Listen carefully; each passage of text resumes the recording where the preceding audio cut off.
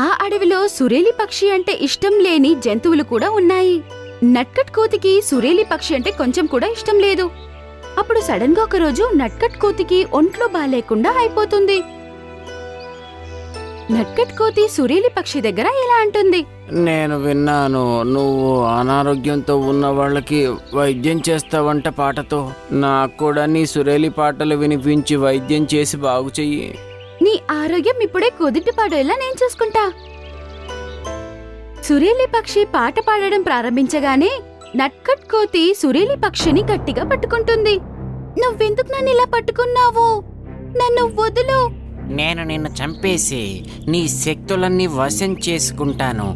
దాంతో నేనే శక్తివంతుడవుతాను.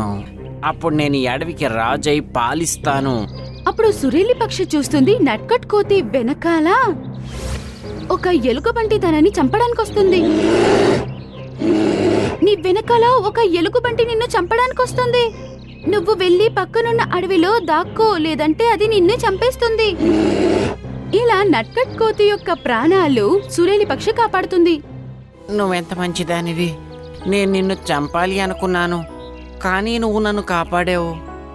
నీకు నేనంటే ఇష్టం లేదని నాకు బాగా తెలుసు, కానీ నాకు మీరందరూ ఒకటే. నేను అందరికీ సాయం చేస్తాను. ఎవరి కొంట్లో బాగలేకపోయినా నేను వాళ్ళని బాగు చేస్తా. ఇది నా ముఖ్యమైన కర్తవ్యం. సురేలి పక్షి, ఇప్పుడు నా మనసులో నీ పట్ల గౌరవం ఇంకా పెరిగింది. ఎందుకంటే నువ్వు నా ప్రాణం కాపాడావు, నాకు వైద్యం కూడా చేసావు. నువ్వు నా స్నేహితుడు అవుతావా? తప్పకుండా. నేను నిన్ను ఖచ్చితంగా స్నేహితుని చేసుకుంటా. అది నాకు ఎంతో గౌరవాన్ని కలిగిస్తుంది. ఇప్పుడు సురేలి పక్షి మరియు నట్కట్ కోతి బెస్ట్ ఫ్రెండ్స్ అయిపోయారు.